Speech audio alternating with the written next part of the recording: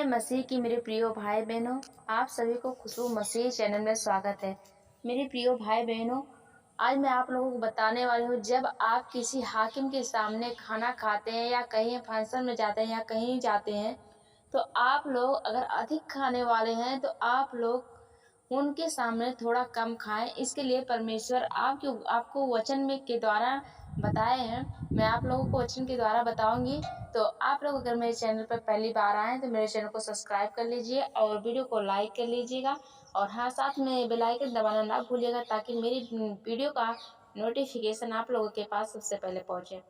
आइए हम वचन को पढ़ते हैं, अपने बाइबल खोलते हैं। नीति वचन 23 में हम देखते हैं परमेश्वर का वचन क्या कहता है। मेरे प्रिय भाई बहनों, जब तू किसी हाकिम के संग भोजन करने को बैठे, तब इस बात को मन लगा कर सोचना कि मेरे सामने कौन है, और यदि तू खाओ हो तो थोड़ा खाकर भूखा उठ जाना। हालेलुया। यहाँ पे परमेश्वर का वचन क्या कह रहा है मेरे प्रिय भाई बहनों, थोड़ा ध्यान से सुनिएगा। परमेश्वर का वचन कहता है, अगर तुम ज़्यादा खाने वाले हो, अगर ज़्यादा खाने वाले व्यक्ति हो, तो अगर किसी हाकिम या किसी ऐसे मनुष्य के सामने बैठना जो आपको देख के आदंकने वाला हो। जैसे आप लोगों ने गांव में भी सुना होगा कि वो नजर टोना कर देता है या कुछ कर देता है, तो उसके सामने थोड़ा कम खाओ।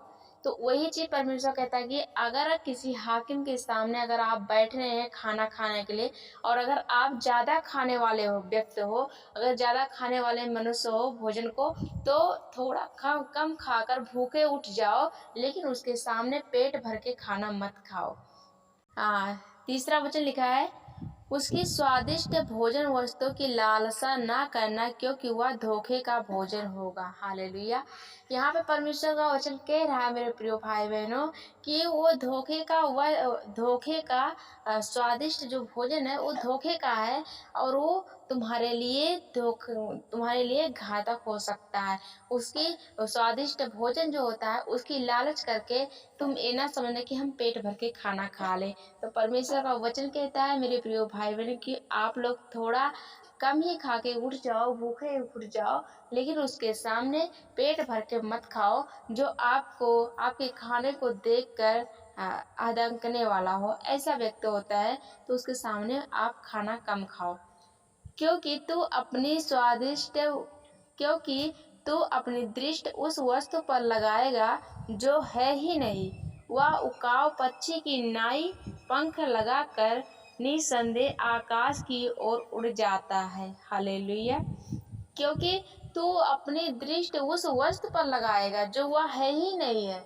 जैसे कहने का मतलब है मेरे प्रिय भाई बहनों, जब हम उस भोजन को खाएंगे तो वो हमारे लिए घातक हो सकता है। वह भोजन जो स्वादिष्ट भोजन है वो हमारे धोखे का भोजन है, तो उस उकाव पक्षी की तरह हो जाएगा जो हमें दिखाई नहीं देता।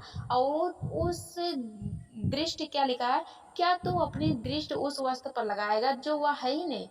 वह खाने का मतलब क्या है, जब परमेश्वर उस खाने का क्या मतलब है जो तुम्हारे जीवन के लिए घातक बन जाए। हालेलुया। से देखता है उसकी रोटी न खाना और न उसकी स्वादिष्ट भोजन वस्तुओं की लालसा करना, क्योंकि जैसा वह अपने मन में विचार करता है वैसा वह आप है। वह मुझसे कहता तो है खा पी, परंतु उसका मन तुझसे लगा नहीं है। हालेलुया। जो कौर तूने खाया हो उसे उगलना पड़ेगा, और तू अपनी मीठी बातों का फल खोएगा। मुख के सामने ना बोलना, नहीं तो वह तेरी बुद्धि के वचनों को तुच्छ जानेगा। हालेलुया। पुराने सिवानों को न बढ़ाना और न अनाथों के खेत में घुसना, क्योंकि उनका छुड़ाने वाला सामर्थ्य है, उनका मुकदमा तेरे संग नहीं लड़ेगा। हालेलुया। मेरे प्रिय भाई बहनों, बड़ा वचन लिखा है, अपना हृदय शिक्षा की ओर और अपने कान ज्ञान की बातों की ओर लगाना।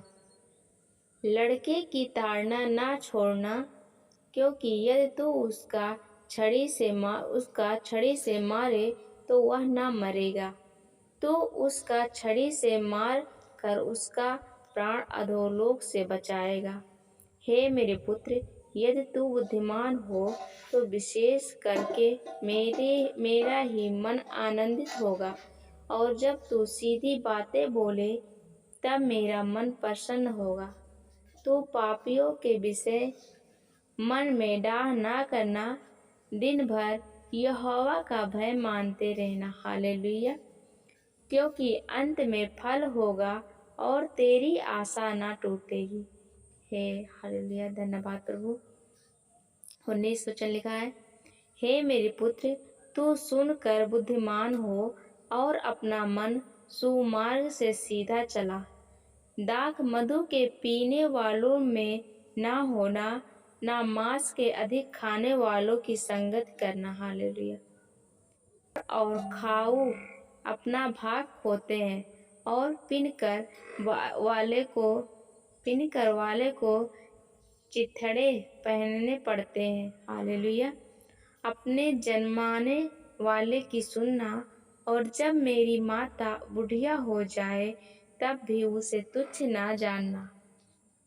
मोल लेना, बेचना नहीं, और बुद्धि और शिक्षा और समझ को भी मोल लेना। हालेलुया।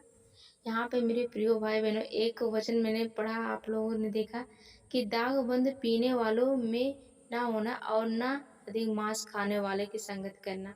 क्योंकि पियक्कड़ जो होते हैं, जो पीने वाले होते हैं, उनके कपड़े चिथड़े फटे से रहते हैं। आप लोगों ने देखा ही होगा। 27 वचन लिखा है, वैश्या गहरा गड्ढा ठहरती है और पराई स्त्री संकेत कुएं के समान है। वह डाकू की नाई घात लगाती है और बहुत से मनुष्यों को विश्वासघाती कर देती है। डाकू की नाई घात लगाती है और बहुत से मनुष्यों को विश्वासघात कर देती है।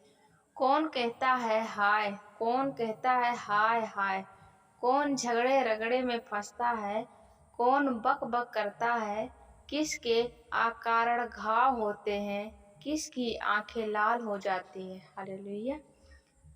उनकी जो दाख मधु देर तक पीते हैं और जो मसाला मिला हुआ दाख मधु ढूंढने में हो जाते हैं।